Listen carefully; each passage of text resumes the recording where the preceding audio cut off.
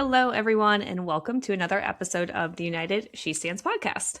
Today, we have a Democratic candidate running in Ohio's 12th Congressional District, and he is, can I say spicy? Spicy in a way, like he's fired up, he's pissed off, but he's also coming from a place of just doing this because he cares so deeply. And I think that really comes through in our conversation with him. He was a true joy to talk to. I almost actually cried during this interview at one point. So, a lot of emotion, but also just a really refreshing candidate who shoots it exactly like it is, I think is a fair way to describe him. So, without further ado, I will introduce you to Jerrad Christian. Jerrad grew up in rural Ohio in a working poor family where government programs and community weren't abstract policy debates. They were the difference between eating and not. He couch surfed as a kid, watched his mom fight cancer with Medicare keeping her alive, and saw Social Security barely stretch far enough for the people in his life. Jerrad served in the U.S. Navy as a flight deck fueler on a carrier during Operation Iraqi Freedom, and later a meteorologist and oceanographer. After getting out and becoming a father, he took a job as a janitor in a factory, and now he's a software engineer. He's never been rich. He worked his way to where he is through a lot of work and a lot of luck. He wants successes like his to be the rule and not the exception. Jerrad is running for office because he refuses to hand his son a country hollowed out by corruption, cruelty, and short-term thinking. He believes in clean water, honest government, working families, being a good human, and telling the truth even when it's uncomfortable. He doesn't worship politicians. He doesn't punch down, and he won't back away from a fight when the stakes are this high. And I think that will all come through very evidently as you hear this interview. So enjoy. Hi, Jerrad. Welcome to the show. Hi, thank you for having me. We're so excited to have you. We love local Ohio candidates that we're actually excited about, and you are one of them. So let's get our listeners excited about you. Can you kind of tell us a little bit more about yourself beyond your candidate bio, and specifically, how did your experience as a veteran shape the way that you see government and power? I wish I had a more extravagant answer to that, but the reality is I'm just some guy. I woke up every day, I think a little more sad and angry and worried about the future reading the news. And one day I was just pissed off enough to do something about it. So I read the news that morning. I rolled over to Jessica, and instead of sharing the misery that was in the world, I said I'm going to run for Congress. And she looked at me like I was nuts and said, okay. I have worked regular jobs my entire life. I was in the military as a meteorologist and oceanographer my last 3 years, flight deck fueler during Operation Iraqi Freedom in the first two. When I got out, I was a retail manager. I was an outdoor education center teacher for kids. I've had some really bad jobs and some pretty decent jobs. Before I became a software engineer, I was a janitor in a factory. I grew up really, really poor out in southeastern Ohio, down in Athens County, a little town called Gloucester.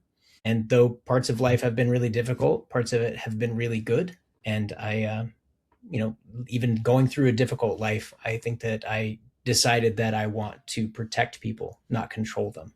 So here I am. I think that the way the military helped me change the way I see the world is I got to see a world that didn't look like mine. Where I grew up is very kind of the same. Small town out in the middle of nowhere, great people, great community, really helped a lot. We were couch surfing at times, so what you'd now call homeless.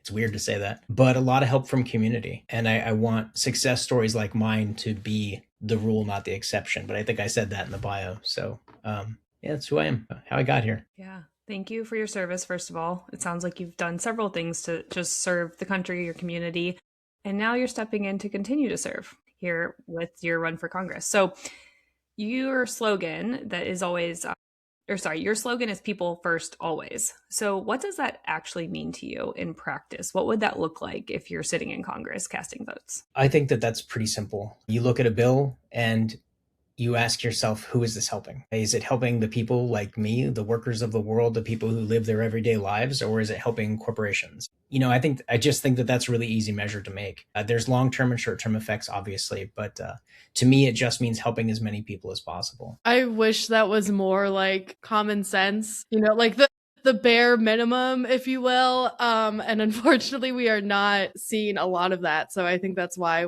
when we saw that, we're like, oh, wow. That's a refreshing view. That's a little sad. But I also think, kind of going back to your bio a bit, I think it's so important to share that You're just a normal guy. You're just a guy. And that's kind of what Ashley and I have said about like starting this podcast. We had zero political career before this, like, and here we are talking about politics all the time. And I think that's so important for folks to see as an example. Like, hey, you can just wake up one morning and decide to run for Congress because you're mad at everything that you're seeing. And like that is such a huge, I don't know, wake up call. At least for me, I picture me hearing that like 10 years ago and being like, what? Like, no way. I would never think that. That would never happen. But yeah, so I think just sharing that perspective and kind of just how you came to that epiphany. Yeah, it is certainly super wasn't important. something planned. Right. I figured it out. I figured out what paperwork I had to fill out that morning. I just woke up, I figured out the paperwork, and I was like, I guess I need to start going to these counties and meeting people, and that's what I did. And here you are. It was a weird thing to do, but Yeah. I kind of see, they say that the what is it, the cure to despair is action. Yeah. And I just started taking action. Yeah. Good for you. We need more people like you. But unfortunately, you're not the only Democrat running in the primary. Is that correct? Truth. Okay, Or so unfortunately, depending on how you look at it, primaries. that's true. Ashley and I are like having this weird like crisis where we're like, oh my gosh, there's so many people in the primaries, and we're like, oh, is this what it's like to actually have like options?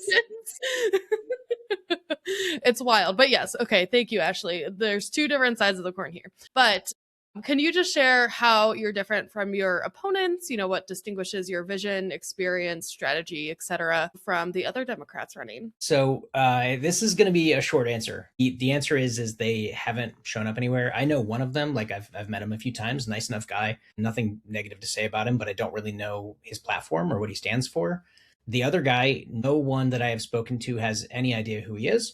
As far as I can tell so far, at least one of them had just paid the $80, got the 50 signatures, and called it a day. So I guess the biggest difference is I'm showing up places. And I think that makes a huge difference. Yeah, it kind of matters. It's kind of like the whole gig, actually. Yeah, I agree. Yeah. Can we talk a little bit about your district? I know you're in District 12, and I think we say that in your bio as well, but can you just share for listeners who maybe don't know off the top of their head what district number they maybe live in? Like what areas of Ohio does your district cover? So it is the central and eastern portions. The far western one is like half of Delaware County, goes all the way out to the West Virginia, Pennsylvania border with Monroe and Noble. At the top is Holmes County, which is Amish country. And at the south, you have Perry County. So it's a big, wide swath. Takes about 3 hours to drive from one side to the other. Yay, wow. Gerrymandering. Yeah, right. I know some folks in Monroe County, so I can get the word out over there for you. Nice. I'm going to go out there to their meeting in March and meet them all for the first time. Nice. It's beautiful out there. I mean, very rural, but just hills on hills, and it's beautiful. That's my home. That's the kind of place I like. Yeah, Athens County. I went to OU, so as soon as you said Athens, I'm like, ah. Did you ever go to Gloucester? No. Where in relation to Athens? Well, when you go through Nelsonville, there was I think the BP is still there, right in the middle of town. You turn toward that BP and you drive about 30 minutes through the woods. Okay, got it. Yeah, I don't think I've been over there, but definitely have driven through Nelsonville, and I know folks who have been to the Nelsonville Music Festival and all that. So it's a great place. Yeah, totally. Awesome. Well, thank you for sharing where your district is, and thank you for, like I said, showing up. It's kind of the whole gig.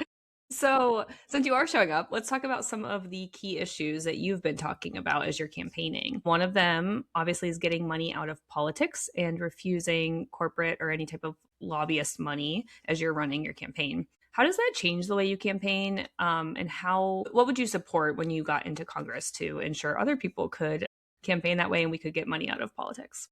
How does it change the way I campaign? It means I have a lot less money. That's the major component. It means that I have to stretch dollars a lot further than my opponent does, who takes almost all of his money comes from corporate PACs, things like that. So like his main payers right now are actually gas and oil, big pharma, and APAC, the largest funders to his campaign. Yeah. I mean, not shocking though. Like those the things. If you said something else, you had to pick three things. Those would be the three things. So I think the way that would help me govern is I wouldn't have to give a shit about corporate money or mega donors. And I would be more beholden to everyday people, my neighbors, our families, the people that I care about. How I would use that in passing bills, I would end Citizens United. I think it was one of the worst things that's ever happened to this nation. Since it passed, billionaires have spent like unfathomable amounts of money in our elections. There is no reason in this universe that rich people should have louder voices than we have. I think that it is just wrecking us and driving these wedges between even the differences between parties have changed drastically over the years, especially within the last decade since Citizens United. But I think that everybody has politicized everything because all they get hit with is social media algorithms that are paid for by people who want that wedge, who want us to be fighting each other instead of them. Yeah.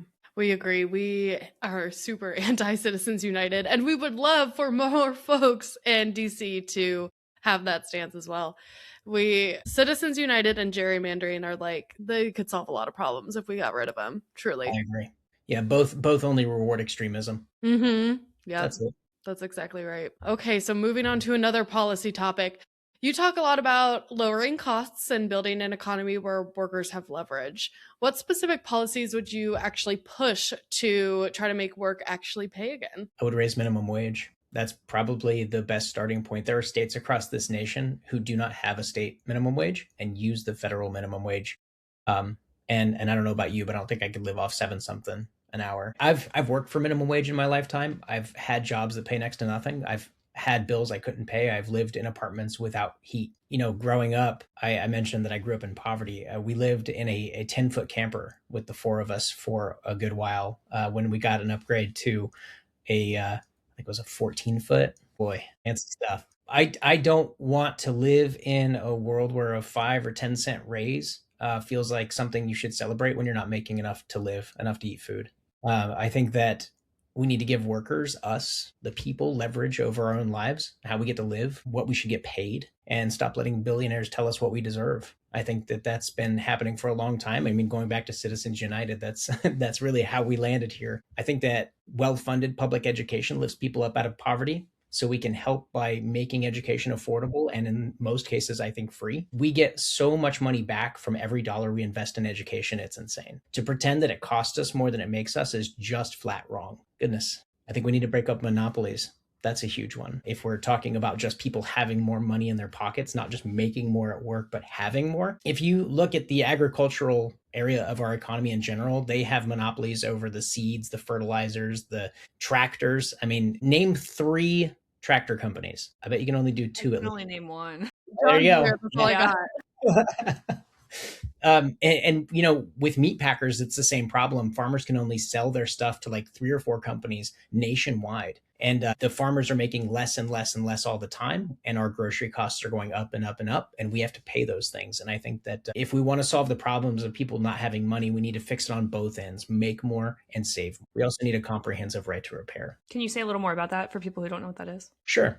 A right to repair is basically companies have to release plans and parts for everyday people and companies to be able to purchase those things and repair things. It's really bad in agriculture too. I don't mean to focus only on that, but you think about your cell phones and stuff too. You can't fix your tractor if you're a farmer. You have to go back to the company that built it, and it's really expensive and it's really time consuming. They have locks on their software and all of the things that we should. Once you buy something, I think you own it. Call me crazy. That's all the way from movies these days to video games. If you buy it, you should own it and you should be able to do whatever you want to it. Yeah, the streaming services are screaming and probably donating to your Republican opponent at the moment as we speak.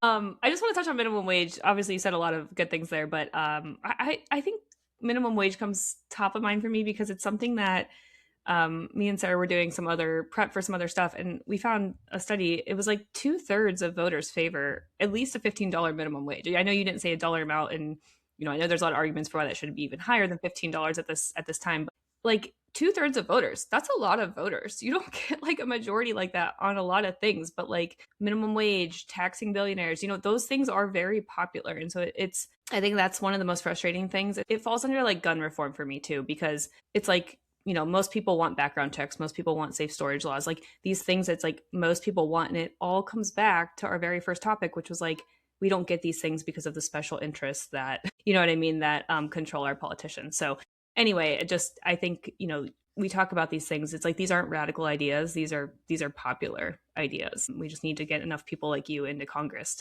to get this kind of stuff through. I agree. I think that you're right about the number. The minimum wage number is a tough one. There, even what is it? Back when Bernie was running, he was talking about $15 an hour, and how much have prices increased since then? Right. What do we even do? Yeah. And I think all of these things are incredibly popular because they're incredibly common sense. Yeah. Mm-hmm. And the biggest weapon that people like my opponent have is to look at somebody like me and be, call me some sort of radical leftist. And I'm like, no, dude, I just want kids to stop being hungry.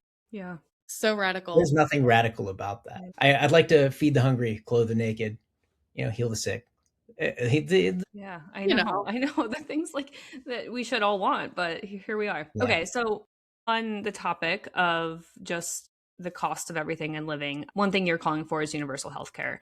Can you talk a little bit about maybe just what you would say to people who are skeptical on this, about why this is both like morally and economically necessary? You probably already know this, but we as Americans pay more for our healthcare than any other nation on the planet. And the thought that making that cheaper is somehow bad is kind of strange to me. I don't really understand the thought process on the other side. And it's not like, I think a lot of people assume that with universal healthcare, the government would actually like be paying the doctors and like they would own the hospitals, but that's not how it works. You can have private hospitals that just get paid by the government to give the services that they give.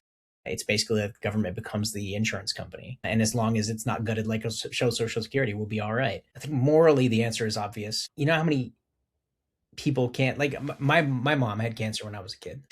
We thought she was going to die. It was just me and my mom and sometimes my brother. And I remember just worrying about that. And if it wasn't for Medicare, she wouldn't have survived. And where would I be? What would my life be like? And people who are poor, their kids still get cancer, probably at a higher rate than wealthy people. I mean, there's no moral question here to me. If you want to talk about finances, sure, I pay crap tons of money for my insurance every month. My employer pays crap tons of money for my insurance every month. I would like very much to, I like my job. I like where I work. I'm happy there. But I have worked jobs that I hated, and I had to stay because of insurance. Imagine a world where you get to quit your job and go do something that you love. Quit your job and start a business that you can be passionate about, that doesn't make you wake up every morning and say, oh, fuck this again. It boggles my mind that people disagree with this. I don't understand it at all. And we always have money for bombs. We always have money for these things, but we never have money to actually put Americans first. Sometimes I feel like I'm the crazy one, and that is not true. It's just not true. I know, we could not agree with you more. And I'm just sitting here nodding my head, but it's about to fall off. I'm nodding so much. And like my blood is boiling. Just like every time this topic is brought up, I'm like, I don't get it. And similar to you, I was in a situation end of last year, where I was completely miserable at my job. I had some small health things going on that I needed to be consistently seen several different doctors, nothing serious, but it was enough for me to be like, I can't up and quit my job. And I have never been so ready to do that because I need this health insurance. And then when I started a new job, I had that gap where I started at the beginning of the month and I wasn't eligible for health insurance until the beginning of the next month. And I was like, okay. And it was like snowy season. Every time I got in the car, I'm like, okay, well, here goes nothing, hopefully nothing crazy happens. And it's just wild that we have to think about that. And yeah, the entrepreneurship lens, like we are holding back so many people because of their tied to their job, because of the tied to the health insurance. It's unreal. Yeah. Yeah. Sorry, I was just going to add, we read a book called The Nordic Theory of Everything. I think there's like a subtitle onto that too, but they, I think, lay out like the best argument I've heard for it, but it's basically what we're saying. It's the fact that like, imagine the entrepreneurs you would unlock, if you would let them not be tied to a job they hate. And then we've talked about this too, but like it benefits everyone. The employer of the job you hate is getting like the worst product ever, right? Mm-hmm. Like we've all worked jobs we've hated, and do you do a good job in that job? Typically no, And so it's like it truly benefits everyone. It benefits obviously individuals, the employers, like just the overall economy, our communities, our countries. And so it's just such a wild thing that we have to argue for it, actually, in the richest country in the world who could afford to do this. So we could probably all rant about this topic for a long time. So I think that it comes down to, I think that American families deserve to be taken care of. I mean, the point of society is to make each other's lives better. And if we're not doing that, what are we doing? I think that the purpose of America is to make the impossible possible for people, to give people back that American dream, and not having access to healthcare keeps people down. And I think that we need to just work our way to drag people out of the shadows of power and lift them into greatness that they can't reach on their own. Because life is hard. Being a human is hard. And we can do a lot better as a nation of people who are supposed to be united. Yeah. The fact that we're actively making everyone's lives harder is just makes me want to, I don't know, do some crazy things. But you know what? Yes, actually. Psycho. That was great. That was great. This is my epiphany moment. I'm just getting so heated. I'm like, I'm going to run for Congress. You missed the filing deadline, so you have to wait till next time, Sarah. But I know. 2 years, not that long. Prepare, make connections. So start fundraising, start getting donated. Oh my goodness. So another big part of your platform has been kind of all over the news the past few months, and it's abolishing ICE and stopping federal overreach in our communities. So what does that look like from a policy standpoint, and how do you respond to voters who may be uneasy about that stance? I understand why they'd be uneasy about that stance. But the truth is that I think that the fear mongers in the post 9/11 world that I grew up in, that I served in the military in, they gained a lot of power and took away a lot of American rights because of the fears of the people. You know, the Patriot Act, the bill that created ICE, it's just our government stripping our rights and freedoms and keeping us down. The fact of the matter is that ICE didn't exist until 2003. We survived without it, and ICE wouldn't have stopped the events of 9/11.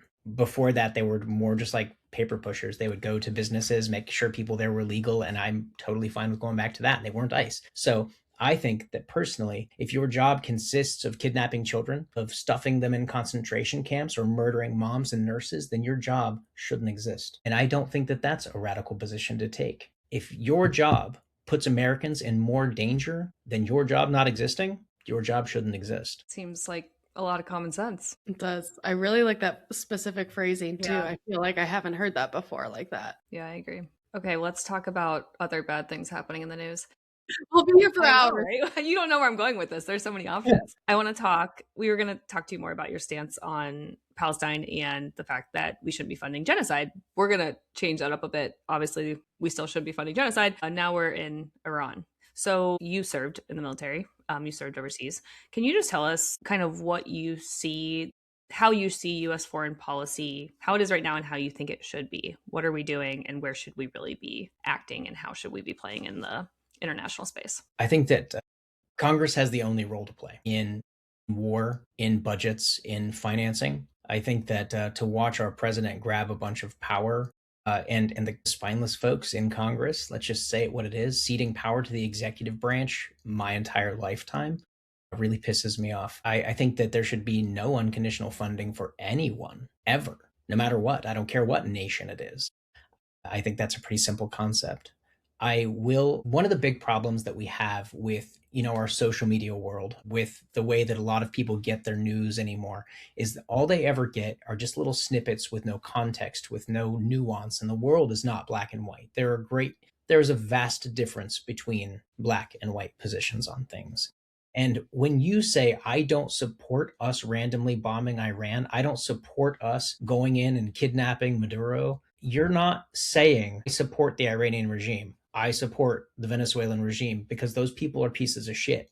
There's no getting around it. Both of them, terrible. But it is not our role in the world to fund every war, to bomb every person. Realistically, how many Americans, how many of our people like me, how many people from my home have died so that rich men can get more oil? How many? How many have to die before we're like, okay, we're done with this shit? It's insane now. I want to make the world free. I think that the purpose of America, what I would love to see is an America where we nurture freedom and we grow it, not through bombs, but through an example. We can make the world better without killing children, for fuck's sake. And name a time in the last year that we've helped in any way, shape, or form without some children getting dead. And I get pretty fired up about this, because what keeps me going when I want to quit, when I want to just be like, okay, I don't want to run for Congress, this sucks, is when these bombs hit, I think about my son. And those people love their kids like I love mine. And right now in America, I am sure left and right would agree that we don't have control of our government.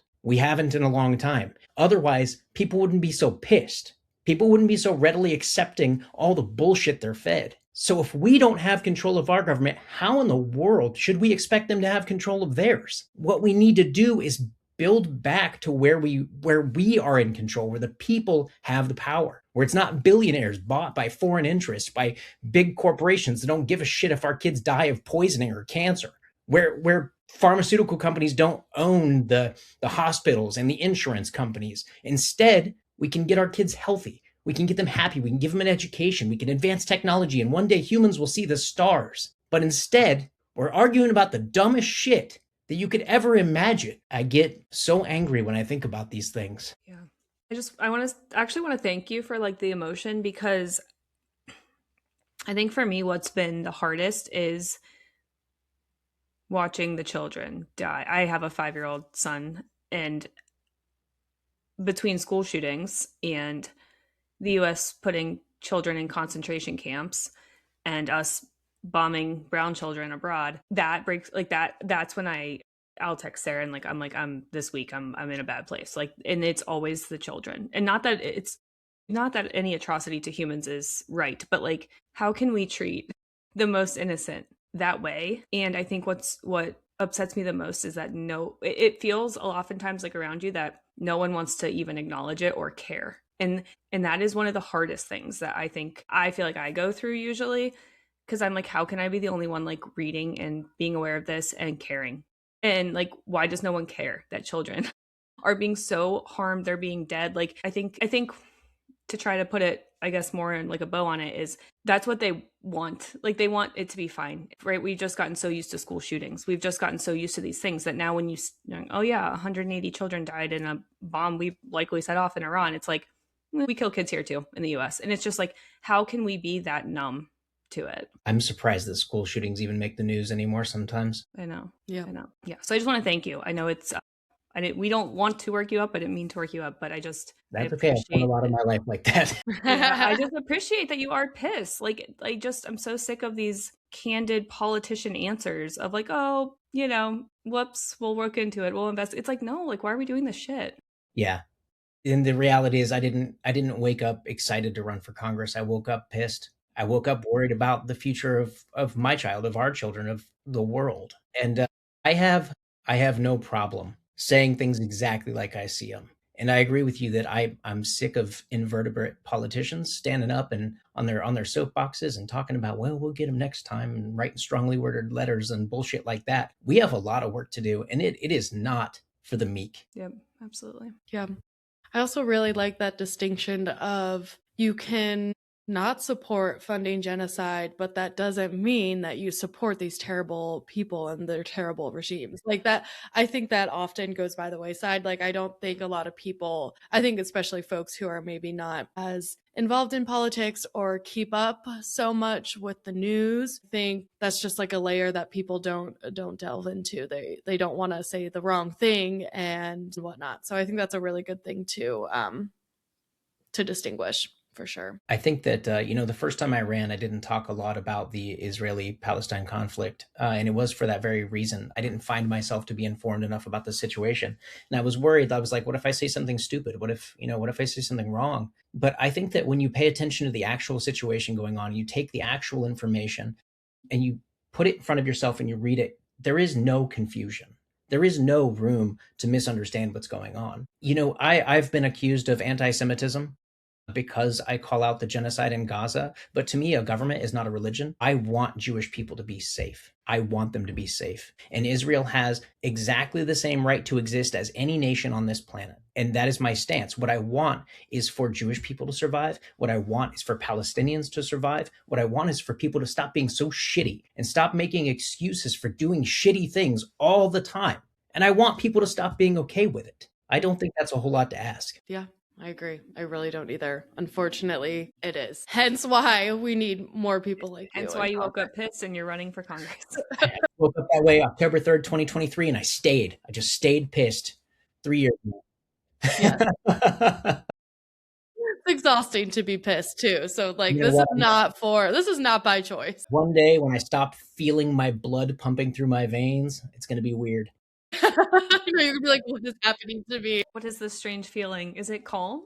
Oh man. So let's say you win the primary election, which for Ohioans listening, May 5th, which is a Tuesday. So mark your calendars. Last day to register to vote is April 6th, so make sure you're registered. Great That's call perfect. out. Thank you.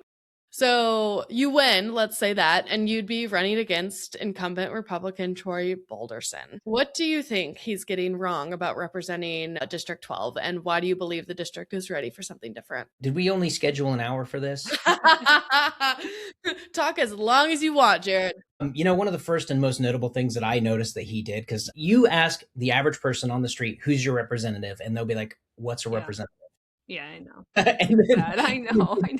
they've never heard it.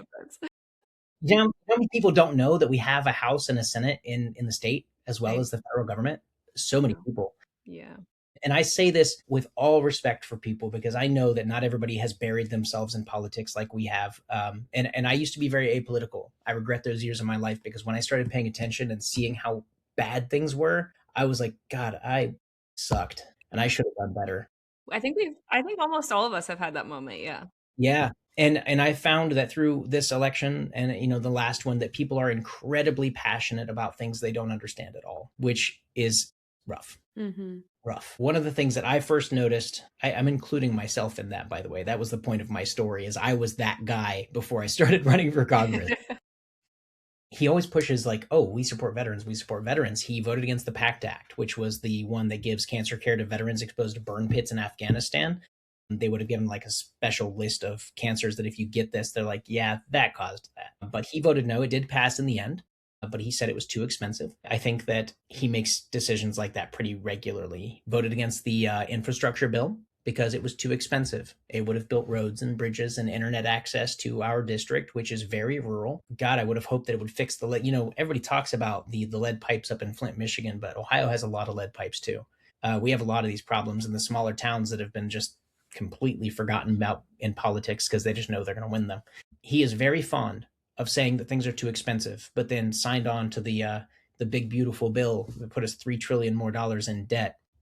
On that note, I hate saying big beautiful bill because I think that they hide the garbage in these bills behind these cutesy little names. I'll go back to the Patriot Act for a second. You name a thing less patriotic that we've done in this nation in my lifetime. Taking away constitutional rights and freedoms. I hate the stupid names of bills. I think it's an insult to Americans. I hate that it's too expensive. And that man has been in office. God, he's been in office in the federal level for 8 years now. He has been in politics for like 16 or something. He was in the state level. He was in the House and the Senate for the state. And I'm sure you guys know, talking about gerrymandering, we've had a Republican government for the past for like 40 years of Ohio. And people want to be like, well, Democrats are the problem. Like, well, name one. Name one. Yeah. And they're like, AOC. Okay, where does she represent in Ohio? Yeah. And they talk about the money going to Intel, which is in District 12, Licking counties in 12. And all of that stuff got built up, partner, and then they keep delaying it. And people can't afford food, and they can't afford housing, and they can't afford to see the doctor. And the Dow Jones being up doesn't mean a damn thing to a person who doesn't have one.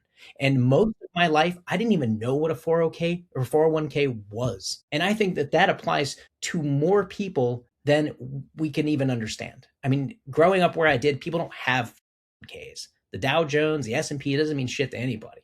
And I'm sorry, I know we're talking about Troy, but these are the people that support him. He voted to cut the ACA subsidies. And though subsidizing things as the US government is not the best plan to fix something that's broken, we don't just stop programs that are saving lives and not replace them with something better. You don't just quit. So the dude has been in office all this time, hasn't put a bill up that has helped one single person in this state, except the people who own gas companies and fracking wells. I mean, he's trying to get fossil fuels rebranded legally as green energy right now. My God. Natural gas is a fossil fuel. It is not green energy. And I get really upset with the decisions that he makes, and I want to look at him and be like, wow, dude, you are not a good person. But I heard a phrase something along the lines of we shouldn't attribute to malice what we can attribute to incompetence. So I try to just acknowledge that maybe he doesn't know things. And that makes me feel still really frustrated, but a little less angry at him. I That's love kind that of phrase. you, actually. I feel like that's kinder than I would. I would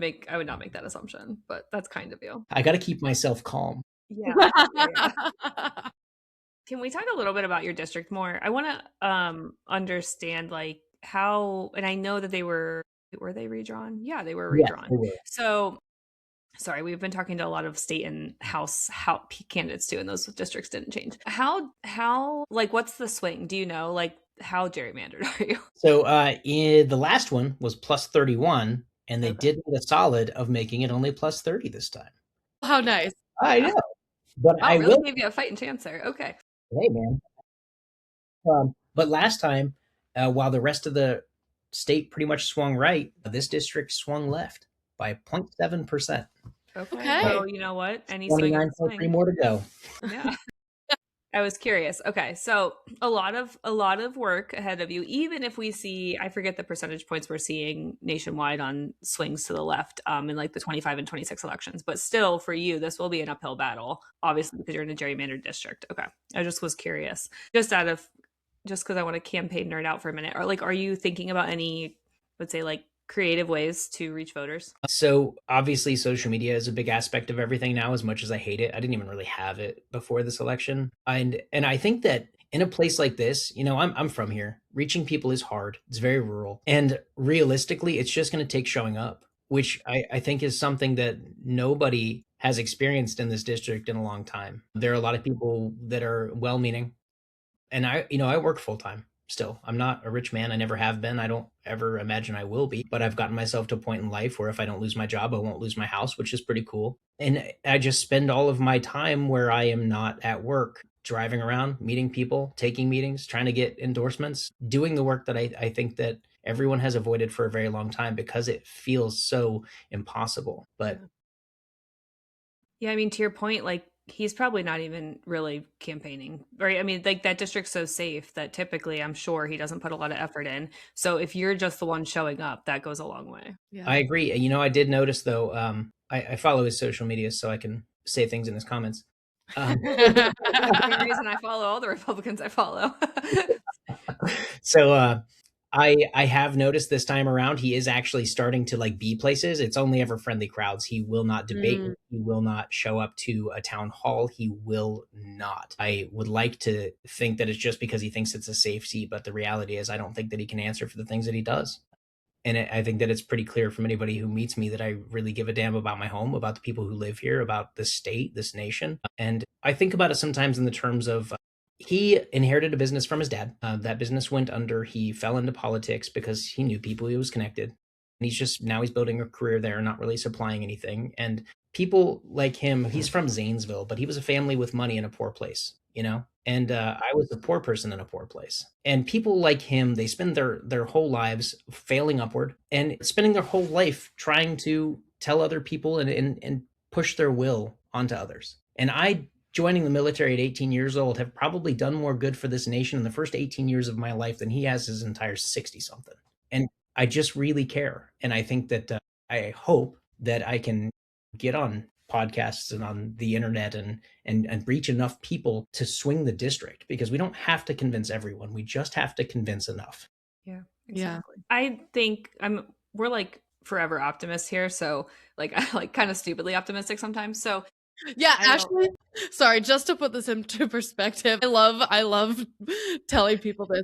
I'm like on election night in 2024, Ashley was like, "Oh my God, Florida's gonna go blue. Oh my God, Ohio's gonna go blue." I'm like, "Listen, I love the vibes, but I don't agree." It went really, really the wrong way for us. But anyway, so optimistic. What I was gonna say was like, I just don't think we shouldn't be ruling any district out. We should be running candidates in every district. And nothing pisses me off more than a seat that goes uncontested. So I think you can do it, Jerrad. I'm not just saying that. I am an eternal optimist, but I truly do. Like, I think that if there's ever a year that people are fed up and they are ready for something truly different and they're willing to try to do something different, I think this is the year. And so I just want to thank you for running. It's a lot of time, it's a lot of energy, it's a lot of emotion. You have a small child that you're going to be spending evenings and weekends away from, and it's just such a commitment. Your family's going to get attacked in campaign ads. I mean, there's so much that goes into it. I think people kind of know, but I don't know if they really know. Like it's such a sacrifice, honestly, just to run. And it's also you can serve. And so I want to thank you for running. What's the word with the music festival? Yeah, a man named Chris Robinson putting that together. I am uninvolved, but they set a date, they found a place, they're doing the work, and it is my role to show up and, be pissed on the stage. Amazing. That's fun. I think it's like a great way to get people out and make politics like accessible and fun. Exactly. Like when we heard about this event, we're like, oh my gosh. And we were kind of thinking like, wow, we wish we could do something like that. And maybe we will in the future. But we were really excited to hear that someone was doing it. And I think we were both on some email chains for it at one point, but we have a ton on our plate. So we're not directly helping, but I will tell you, I will be there because it sounds so exciting. So yeah, I wanted to say that so our listeners can hear it. I know it's in July sometime. Is that correct? Yeah, I want to say the 25th. Okay. So I wanted to get our Ohio folks excited about that because I think that's going to be a really cool event. Yeah. And we will obviously, once it's official or out there, like we'll share it too. But yeah. Totally. It is really cool. Okay, we're going to end with this. We always try to end on a positive note, besides just our naive optimism we have over here. Obviously, we had a lot of points today where we were mad and frustrated, and that's kind of, you woke up that way, and here we are. You're running for Congress. But what gives you hope in this moment? It goes back to, I think, when I woke up that day, angry and wanting to run for Congress, it was the decision to run for Congress actually was because I was searching for hope. I was not in a great place, as many in the world wasn't. And it's always really funny to me. People were like, "Oh, you didn't say anything when Biden was president." I was like, "Dude, I woke up and ran for Congress for the first time in 2023 because the world wasn't great, and I knew we could do better than everything we've been doing for the last decade, everything we've been doing for the last 40 years." I think that what gives me hope is the people that I've met along the way. People have been showing up and caring about their community and remembering what it means to be an American and remembering that we have agency. While I was sitting at home being apolitical, while I was making the mistakes, while I thought that everything was okay. The people that love their neighbors and have been going around and collecting canned foods for food drives and all of that. And I think that the world often feels lonely and feels like people don't care. But I found that if you step up and you get out into the world, you'll find that people are already out there doing the work that you feel like isn't getting done. And they can always use more hands. I decided that though I'm angry about a lot of things that are happening in the world, and I think reasonably so, I am not running because of all of the things I hate. I'm running to protect the things that I love. And that is my family and my friends and this state and this nation and the idea of this nation.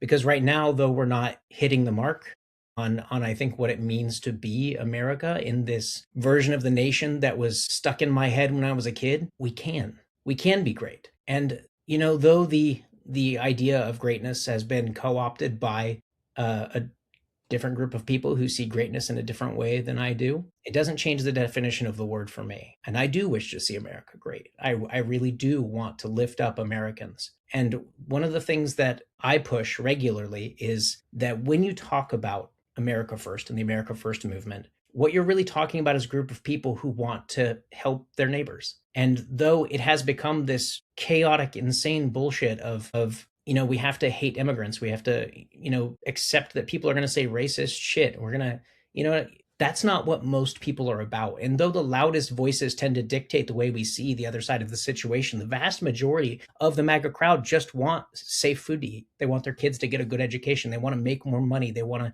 go to jobs that are safe. They want to feel loved and important. And I think that it gives me hope to know that the heart of people are good, that the heart of America is good, and that no matter what really bad, wealthy people try to do, there are going to be enough people in the world that stand up and say enough of this bullshit and start to do something about it. Yeah, I love that.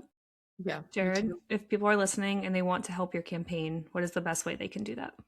Well, fight the corporations with me and donate to the campaign. Yes. Yeah. You can find my website at christianforohio.com. My last name is really easy to remember. It's a major religion. But my first name is really hard to spell. I blame my mom. Follow me on social medias. like and share and comment to help the algorithms find me and spread the word of the good that we're trying to do to the people of Ohio's 12th district. So when it comes time to vote, they don't look at the ballot and they're like, who the hell is that? Absolutely. We will have all of your links and social media and everything in our show notes so our listeners can easily access. And Jerrad, just thank you so much for the time tonight. And like Ashley said, I just wanna echo her thank you for running, because honestly, it is really frustrating when seats go uncontested, and we think you have a great shot, and anything can happen, and there's going to be a blue wave, and we hope that you're part of it. So thank you so much for everything you're doing. Especially, we know what it's like to have a very time consuming side gig. So props to you. Hope you're getting some sleep. But yeah, we're excited to watch the rest of your campaign. Yes. Thank you. It was great to meet you guys, and thanks for having me on.